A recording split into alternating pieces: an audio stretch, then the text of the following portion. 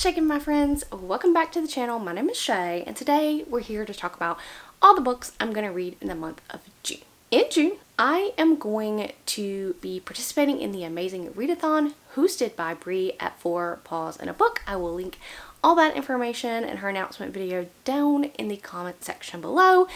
But let's go ahead and chat about how I'm feeling, what we're doing, and just hop to it. So for this Readathon, we pick a team, and I happen to be on The Illusionist, and the reason why I picked that team was just because the books I chose to read fit the team prompt better, which is set in a school setting. So hence why I chose The Illusionist. This year, unlike other years, we actually have the 10 main prompts and we don't have the extra prompts. So basically, if you get done with the 10 main prompts, you can read extra prompts. So we don't have the extra prompts, but we have the 10 main prompts. So I was able to come up with a TBR and I will share it with you. So for the month of June, I have decided to go with sequels or books I owned because I'm having a crisis, and that crisis is that I own a whole heck of a lot of books on my shelves that are unread, and so much so it's giving me a lot of anxiety. That anxiety usually comes at the end of the year,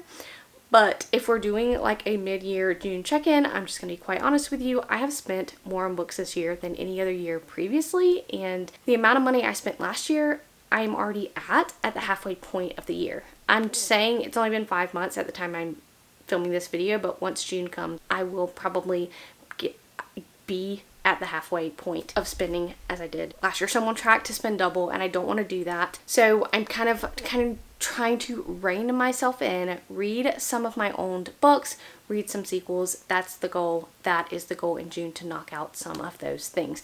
With that being said, I do have some fun video plans for the extra sightseeing prompts. I don't know what those are going to be, but that should be fun. But for now, we're going to talk about what I have chosen for the regular prompts. Prompt number 1 is a cozy book or a comfort read. And for this prompt, I am in the middle of my Harry Potter reread. I know, Harry Potter, J.K. Rowling, all of that, but as you can see, these copies are my very dearest old beat up copies. So this is Harry Potter and the Prisoner of Azkaban, which is what I'm up to on my reread. So this should be a short, fun time, as this is a middle grade read, and I generally fly through Harry Potter, but this is a reread, a comfort read, particularly for me. The next is a book with a romance, and so for this, I am going to read Wait For It by Mariana Zapata, which I own on audiobook. I binged some Mariana Zapata backlist in April, had a great time doing that, and so looking forward to reading this one.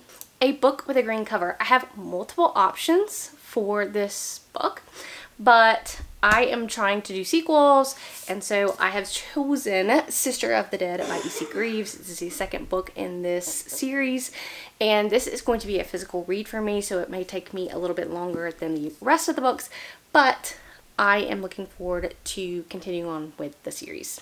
The first one in the series is Daughter of the Beast. Highly recommend. The fourth prompt is a book with low ratings that you think you will love. So I scoured my shelves to see which had a low rating. I had 2 options for this, but actually, in fact, both of these books are on this TBR, and the one I ended up choosing for this particular prompt was The Atlas 6 by Olivia Blake.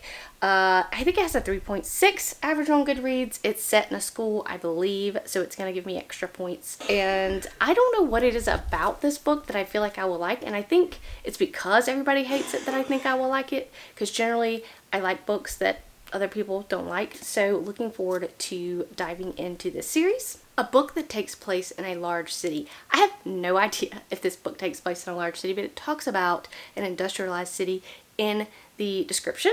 So I am going to be doing Blood Over Bright Haven by Emma Wong. I read The Sword of Kaigen and loved it, and I'm so happy to dive into her other works, and this also has a school setting, so I can't wait to dive into this one. The next book is A Violent Word in the title. I scoured my shelves again, every book I owned. What is a violent word? And this is the actual other book that I was going to read instead of the Atlas 6 for the low rated prompt, and that's going to be The Last Murder at the End of the World. Now, murder being my violent word, I have, spoiler alert, I've read like the first 40 pages of this because I did like a review of the first 40 pages. This is an ARC copy, I think. Yes, this is an ARC copy. It's actually won the ARC and I just never read it.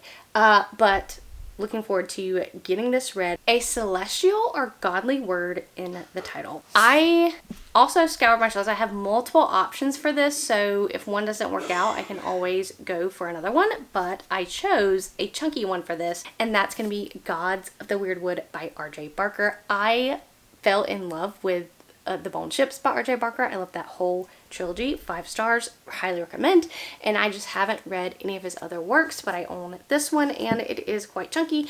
But Gods obviously being my godly word, and can't wait to dive into this one. The next prompt is one that I don't have picked out, and that's because this is a book that is shorter than the last book you read. So in this readathon, we know the prompts, we don't know in which order we're going to have to read them. So I don't know what I'm going to read first before I find a shorter read, right? So I didn't pick this one, but I'm sure that I'll have plenty of options when the prompt comes up. Prompt number 9 is an over-the-top cover, and I chose The Night Ends with Fire by KX Song. This is a Mulan retelling, I believe, and I need to read more of my Fairy Loot books. It has foiling on it, but I picked this one because, like, I really don't know what's going on here. It's over the top with the dragon and the different color clouds, and I just feel like that's kind of an over-the-top cover design, which is why I chose it. So there you go.